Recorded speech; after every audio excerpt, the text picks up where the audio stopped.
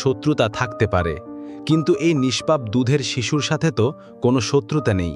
হয়তো এর কান্না দেখে পাষণ্ডদের মনে দয়া হবে। ইমাম হুসেন আলাইহিসসালাম তার মাসুম আজগরকে তার দু হাতের ওপর উঁচু করে ধরলেন, যেন বিশাল ময়দানের সবাই তাকে দেখতে পায়। তিনি ইয়াজিদের বাহিনীর উদ্দেশ্যে চিৎকার করে বললেন, হেই লোক সকল, যদি তোমাদের চোখে আমি অপরাধী হয়ে থাকি, তবে এই শিশুর তো কোনো অপরাধ নেই। দেখছ না তৃষ্ণায় সে কেমন করছে, তাকে অন্তত এক ফোঁটা পানি দাও। ইমামের এই আবেদনে কিছু মুহূর্তের জন্য নিস্তব্ধ হয়ে গেল ময়দান।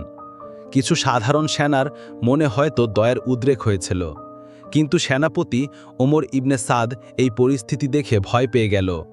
সে চায় এই আবেগঘন মুহূর্তকে যত তাড়াতাড়ি সম্ভব শেষ করে দিতে। ওমর ইবনে সাদ তার বাহিনীর সবচেয়ে নিষ্ঠুর তীরন্দাজ হারমালাকে নির্দেশ দিল, হুসাইনের কথার জবাব দাও।